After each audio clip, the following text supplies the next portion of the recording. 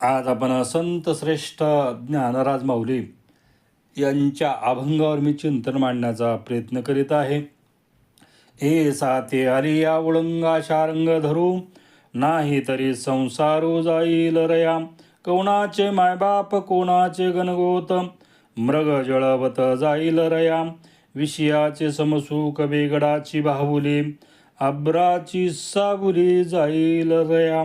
ज्ञानदेव म्हणे पाहता पाहाले, स्वप्नीचे चैले होईल रया. कोणाचे मायबाप कोणाचे गणगोत, मृग जळवत जाईल रया.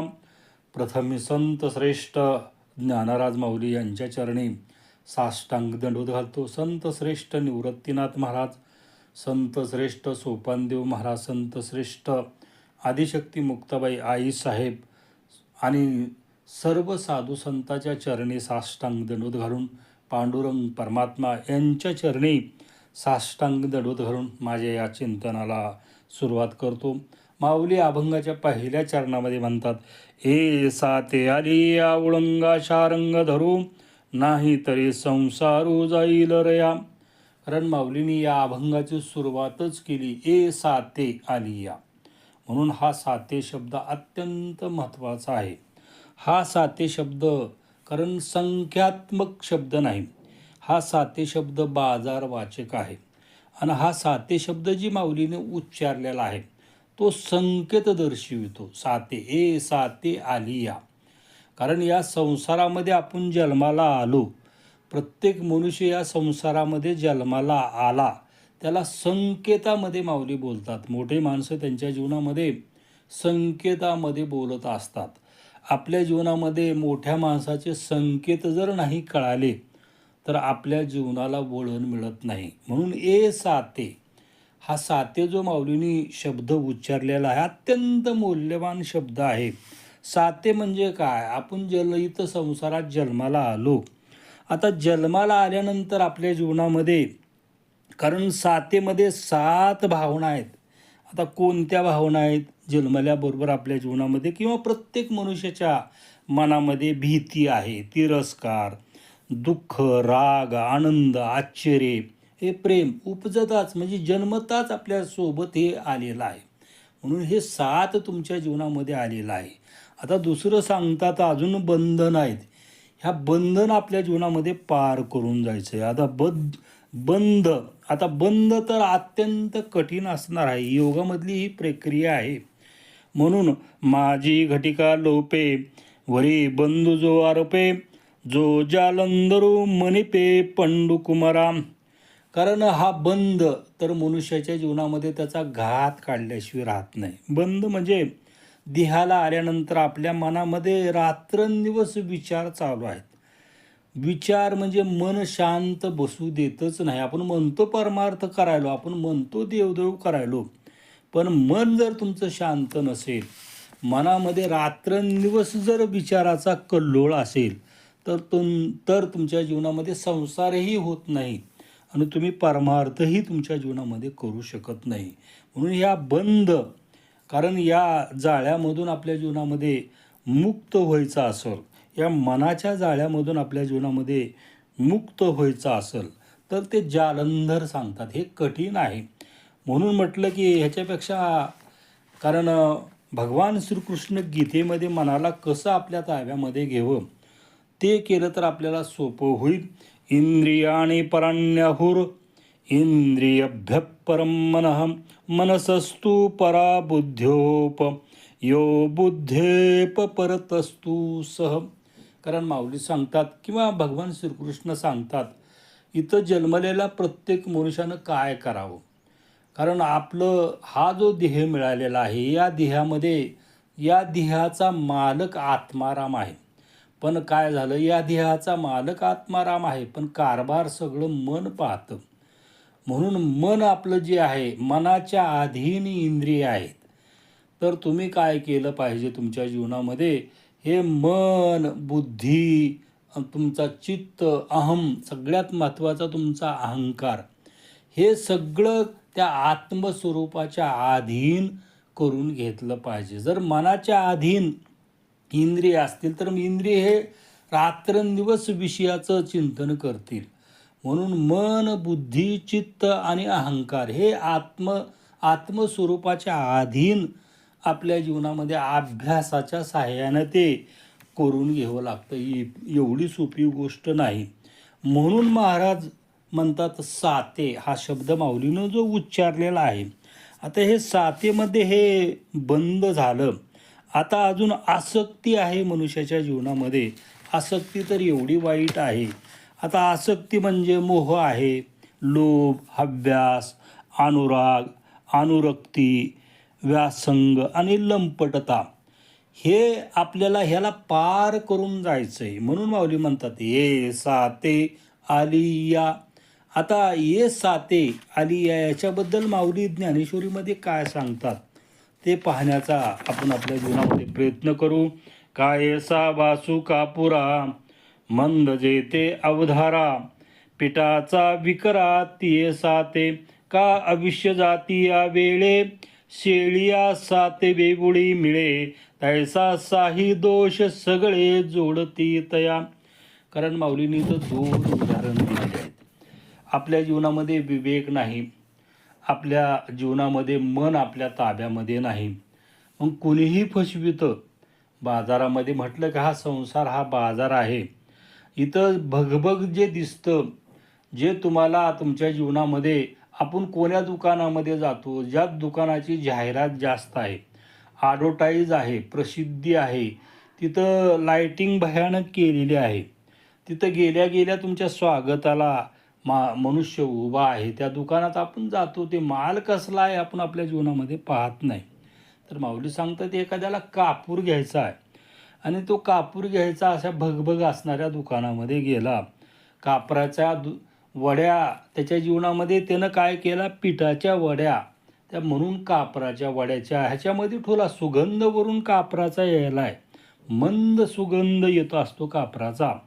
आणि तो कापराच्याच वड्या घरी घेऊन आला आणि तो आला तर ॲक्च्युली आणल्या पिठाच्या वड्या त्याच्या जीवनामध्ये. ती साते. तर ती त्याच्या जीवनामध्ये तो फसला का नाही, त्याला फसविलं का नाही. इथं प्रत्येकजण कुणाला तरी फसवित असतं. मोठं होण्याचं संसारामध्ये प्रत्येक मनुष्याला त्याच्या जीवनामध्ये फसवितं. म्हणून अत्यंत सावधगिरी आपल्या जीवनामध्ये बाळगली पाहिजे. म्हणून माऊली म्हणतात का अविष्य जाती या वेळे, शेळिया साते वेगुळी मिळे तैसा साही दोष सगळे जोडती तया. कितीही एखाद्यावर तुम्ही प्रेम करा, तो तुमचा विश्वासघात करणारच, तो तुम्हाला धोका देणारच. आता त्यानं धोका दिल्यावर तुम्हाला काय वाटणार आहे, कारण तुमच्या जीवनामध्ये पश्चातापाशिवाय काही नाही. म्हणून इथं आपण या मनुष्य देहाला आलोत. या देहामध्ये हे बंधन आहेत. पहिलं जे माऊलीनं सांगितलं की आपल्या जीवनामध्ये गेली का आपली भावना, बंध, आसक्ती. आता इथं सगळ्यात महत्त्वाचं सांगतात माऊली, हा देह तुम्हाला तुमच्या जीवनामध्ये एक दिवस धोका देणाराच आहे. कशामुळे देणार, तैसा साही दोष सगळे जोडती तया. या देहामध्ये अजून 6 दोष आहेत, काम, क्रोध, मद, मत्सर, दहम, अहंकार. म्हणून कितीही देहावर तुमच्या जीवनामध्ये प्रेम करा, कितीही या काम क्रोधाचं तुम्ही विषय वासनेचं सुख तुमच्या जीवनामध्ये भोगलात, तरी हा देह तुमच्या जीवनामध्ये धोका दिल्याशिवाय राहत नाही. म्हणून जगद्गुरु तुकोबाराय म्हणतात, देह जाईल जाईल त्यासी काळोबा खाईल, त्यासी काळोबा खाईल, त्यासी काळोबा खाईल. कारे नुपजसी दगडा, कैसे हत्ती घोडे वाडा. देह जाईल जाईल त्यासी काळोबा खाईल. कितीही या देहाचे लाड करा तुमच्या जीवनामध्ये, हा देह तुम्हाला एक दिवस सोडून जाणार आहे. हा तुमचा विश्वासघात करणार आहे. हे सर्व साधू संतांनी आपल्याला सांगितलेले आहे. महाराज म्हणतात दगडाला कितीही सांगितलं तर तो दगडाच्या जीवनामध्ये काही परिणाम होणार आहे का. तसं आपल्या जीवनामध्ये साधू संतांनी एवढं सांगूनही आपल्यामध्ये काही परिणाम झालेला आहे का? आपल्याला बाजारी वस्तूवरच आपल्या जीवनामध्ये विश्वास बसतो. जे खोटं बोलतात, जे सत्य बोलतात त्याच्याजवळ आपल्या जीवनामध्ये कधीच जात नाही. जे खोटं बोलतात, जे फसवितात त्याच्या जाळ्यामध्ये आपण आपल्या जीवनामध्ये गेल्याशिवाय राहत नाही. म्हणून कुणी बोलती आत्म्याला, स्वामी नका सोडून जाऊ मला. तुझी न माझी बहुत प्रीती, किती आनंदे गेली रात, क्रूर काळाने केला घात. आत्मा ओढवले संचित, स्वामी नका सोडून जाऊ मला. आत्मा त्याच्या जीवनामध्ये, कारण हे काम, क्रोध, मद, मत्सर हे मन ह्याला भटकावीत राहतं आणि आत्मा त्या आत्म्याचीच जीवदशाला येतो आणि बार बार हे संचित कर्म, मी करतेपणाच्या अहंकारामुळं हा जीव त्याच्या जीवनामध्ये संसारामध्ये जन्माला येतो, मरतो, येतो, मरतो. म्हणून ह्या जीवाला त्याच्या जीवनामध्ये त्याचं काही वाटत नाही. किती वेळा जन्मा यावे, नित्य भावे फजित, मनवूनी जीव भ्याला, शरण गेला विटूसी. प्रारब्ध हे पाटीगाडे, न सरे पुढे चालता. हे प्रारब्ध आपण कितीही जन्म फेडायचं म्हटलं तर हे प्रारब्ध सरतच नाही. कारण परत आपल्या जीवनामध्ये मी करतेपणाचा हे मन धोका देतं. मन आपल्या जीवनामध्ये ताब्यामध्ये करून घेत नाही. म्हणून आपल्याला या संसाराच्या बंधनामधून आपण मुक्त होत नाही. म्हणून माऊली म्हणतात, ए साती आली या ओळंगा शारंग धरू, नाही तरी संसारो जाईल रया. आता हे साते आपल्या जीवनामध्ये जर कळाला असेल, आपण मनाला ताब्यात घेतला असेल, माऊलीनं सांगितलं त्याप्रमाणे आपल्या जीवनामध्ये, कारण भावना, 7 भावना आपल्या ताब्यात घेतला, बंध, आसक्ती याच्यावर आपल्या जीवनामध्ये विजय मिळवला. आपण मी कोण आहे स्वतःची ओळख आपल्या जीवनामध्ये करून घेतली. म्हणून आता ओळंगा अत्यंत महत्त्वाचा शब्द आहे. ओळंगा, आता स्वतःला ओळखायचं आहे त्याच्यासाठी, कारण सद्गुरूची आपल्या जीवनामध्ये गरज असते. त्याच्याशिवाय आपण स्वतःला ओळखू शकत नाही. म्हणून ओळंगा. सिंहासन होई जे आपण, वरी श्रीगुरु करीती अहोरण, होईल पुरेपण ओळंगेचे. माऊली सांगतात, माऊली म्हणतात, माझ्या गुरुसाठीच मी सिंहासन झालेलो आहे. माझे गुरु या सिंहासनावर ज्यावेळेस बसतील त्यावेळेस मी माझे गुरु श्री निवृत्तीनाथ यांच्या चरणाचं, कारण 7 भावे, कारण भाव, बंधन हे सगळं आसक्ती सोडून माझ्या गुरुच्या चरणाची मी पूर्ण सेवा करील आणि माझी सेवा पूर्ण होईल. एकदा माझी सेवा पूर्ण झाली की माझे गुरु त्यांच्या कृपा आशीर्वादाने मला त्या भगवंताचीही प्राप्ती माझे गुरु करून देतील. आणि या संसाराच्या बंधनामध्ये मी बार बार येत होतो, या संसाराच्या बंधनामधूनही मुक्त होईल. म्हणून ए साती आली या ओळगा शारंग धरू, नाही तरी संसारो जाईल रया. माझा संसार सुफळ झाला, माझा संसार सार्थक झाला, असं माऊली अभंगाच्या 1ल्या चरणामध्ये सांगतात. अभंगाच्या 2ऱ्या चरणामध्ये माऊली म्हणतात, कोणाचे मायबाप कोणाचे गणगोत, मृग जळवत जाईल लया. तिथं प्रश्नार्थक विचारतात, आपल्याला प्रश्न विचारतात माऊली, मायबाप कोणाचे आहेत, हे गणगोत कोणाचे आहेत. आपण म्हटलं हे मायबाप आपले आहेत का, हे गणगोत आपले आहेत का. बरं, हे मायबाप जीवाचे की कारण देहाचे, खरा विचार केला तर कुणाचे मायबाप आहेत. जीवाचे जर म्हटलं तर जीवाला मायबापच नाही. जीवाचा जन्म बी होत नाही, जीव मरतही नाही. जीव म्हणजे तोच आत्मा आहे, कारण आत्मा म्हणजे तोच भगवंताचा अंश आहे आणि आत्म्याचा जन्म नाही आणि आत्म्याचा मृत्यू नाही. कारण जीवाला या बार संसाराच्या बंधनामध्ये ही आसक्ती, ही मोह हे बार इथं बांधून आणलं जातं. मात्र त्याच्या जीवनामध्ये त्याचा बाप बी नाही आणि त्याची माय बी नाही. कारण मरण कुणाचं आहे? मरण या देहाचं आहे. देहाचंही मरण नाही. कारण देहाचा लोप होतो. रया जो माऊलीनं शब्द उच्चारलेला आहे, कोणाचे मायबाप कोणाचे गणगोत, मृग जळवत जाईल रया. रया म्हणजे लोप पावतो, काही काळापर्यंत त्याचा लोप होतो. म्हणून अत्यंत महत्त्वाचा शब्द रया आहे. म्हणून मायबाप आपले आहेत का? आपले मायबाप नाहीत.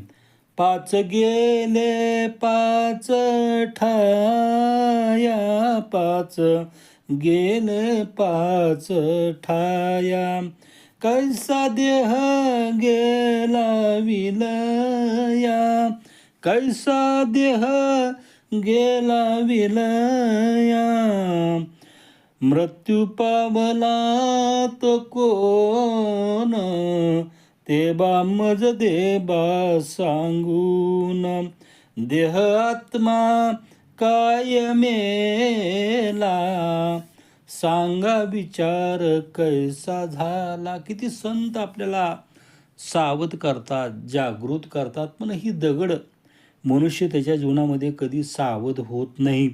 म्हणून या देहाचं कारण लोप होतो, देह नष्ट होत नाही.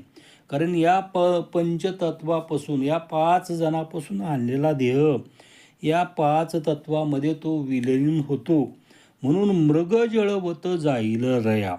कारण जसं उन्हाळ्यामध्ये त्या हरणाला मृगजळ जसं दिसतं उन्हाचं दुपारच्या पाळी, आणि ते पाणी म्हणून त्याच्या मागं धावतं, पण ते पाणी नसतं. पळून पळून ते हरणाचं हृदय फुटतं आणि तिथंच तो त्याचं प्राणगत होतं. म्हणजे तिथं त्याला मरण त्याच्या जीवनामध्ये पत्करावं लागतं. म्हणून या संसारामध्ये कोणाचे मायबाप, कारण आपण म्हणतो माझे मायबाप आहेत, माझं गणगोत आहे, माझी बायको आहे, माझं घर आहे, माझी शेती आहे. कुणाचं आहे? कारण आपलं काही नाहीच. कारण जे आहे ते सर्व भगवंताचं आहे. म्हणून आपण आपल्या जीवनामध्ये काय आपलं आहे ह्याला हेही आपल्या जीवनामध्ये कळत नाही. आपलं फक्त आपला आत्माराम आपला आहे. आपल्या स्वतःची ओळख आपल्या जीवनामध्ये करून घेतली पाहिजे. मी कोण आहे? मी कशासाठी आलो? इथं आपण आपल्या जीवनामध्ये स्वतःची ओळख करून त्या भगवंताची प्राप्ती करून घेण्यासाठी इथं आपण आलेलो आहोत. म्हणून कोणाचे मायबाप कोणाचे गणगोत, कारण हे सर्व त्या मृगजळाप्रमाणे लयाला जाणार आहे. असं माऊली अभंगाच्या 2ऱ्या चरणामध्ये सांगतात. अभंगाच्या 3ऱ्या चरणामध्ये माऊली म्हणतात, विषयाचे समसुख वेगळाची बाहुली, अब्राची सावली जाईल रया. आता विषयाचे समसुख, आता विषयाचं सुख किती वेळ आपल्या जीवनामध्ये राहतं? एक क्षणभर. कारण या भौतिक जगामध्ये सर्व सुख आपण ज्याला म्हणतो ते इंद्रिय, मनाला एखादं सुख मिळालं, मला गुलाबजामुन खायचं आहे, मनाला वाटलं गुलाबजामुन मिळालं की लगेच मन शांत होतं. दुसऱ्या वेळेस काहीतरी दुसरीच मागणी करतं, तिसऱ्या वेळेस तिसरीच, डोळ्याची मागणी वेगळीच, कानाची, नाकाची, जिभेची, प्रत्येकाची ही विषयाचं सुख हे क्षणभंगूर आपल्या जीवनामध्ये आहे. म्हणून सुख आपल्याला पाहिजे असेल तर सुख पाहता जवा पाडे, दुःख पर्वता येवडे, घडी घडी आठवण मानी संताचे वचन. जगद्गुरु तुकोबाराय म्हणतात, तुम्हाला सुख पाहिजे, या संसारामध्ये सुख नाही. सुख पाहता जवा एवढं आहे, दुःख पर्वता एवढं आहे, धरी धरी आठवण मानी संताचे वचन. आपण संताचे वचन मानावं. म्हणून विषयाचे समसुख बेगडाची भावली, आभ्राची सावली जाईल रया. कारण आभ्राची म्हणजे आभाळ आलंय आणि त्या ढगाखाली तुम्ही बसलात, किती वेळ ते ढग राहतात?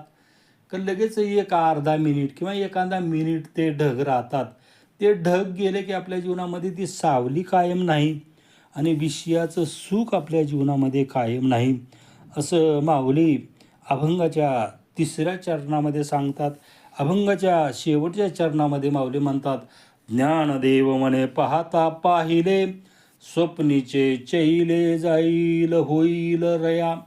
आता स्वप्नामध्ये तुम्ही भारताचे पंतप्रधान झालात, उठल्यानंतर पाहिलात तर तुम्ही त्याच गादीवर आहात, त्याच घरामध्ये आहात.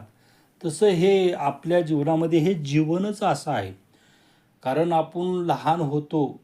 मी माझ्या जीवनामध्ये हे रनिंग वर्ष माझं 60 आहे. जी लहान होतो ती आज 60 वर्षाचं माझ्यामध्ये किती बदल झालेला आहे. म्हणून या शरीरामध्ये नित्य परिवर्तन होतं. या सृष्टीमध्ये नित्य परिवर्तन होतं. म्हणून ज्ञानदेव म्हणे पाहता पाहिले. आपण जे आज पाहतो ते उद्या राहणार नाही. कारण याच्यामध्ये परिवर्तन होतं. म्हणून माऊलीनं दृष्टांत दिला आहे, जे स्वप्नीचे चैले जाईल रया होईल रया. म्हणजे तुम्ही स्वप्न पाहिलेलं आहे ते सत्य नाही. म्हणून या संसारामध्ये नित्य परिवर्तन आहे. म्हणून आपल्याला जर शाश्वत पाहिजे असेल तर शाश्वत काय? हे साते आली या उळंगा शारंग धरू. फक्त तो शारंग धरू शाश्वत आहे. आणि त्या शाश्वत शारंग धरूला तुमच्या जीवनामध्ये प्राप्त करून घेण्यासाठी ओळंगा आधी स्वतःला ओळखलं पाहिजे. दुसरं साते म्हणजे तुमच्या जीवनामध्ये हा बाजारवाचक तर आहेच, याच्यामध्ये भावना, बंध, आसक्ती याला पार केलं पाहिजे, याला जिंकलं पाहिजे असं माऊली या अभंगामधून सांगतात. या अभंगावर माझ्या बुद्धिमत्तेप्रमाणे, माझ्या ज्ञानाप्रमाणे मी चिंतन मांडण्याचा प्रयत्न केला. झालेलं चिंतन सद्गुरू चिन्मयानंद स्वामी जगद्गुरू तुकोबारा तुम्ही सर्व प्रिय आत्मा तुमच्या चरणी हे शब्दरूपी भावपुष्प अर्पण करून माझ्या अल्पशा सेवेला पूर्णविराम. तुकाराम तुकाराम तुकाराम बोला. पुंडरी गौरदेव हरी विठ्ठल श्री ज्ञानदेव तुकाराम.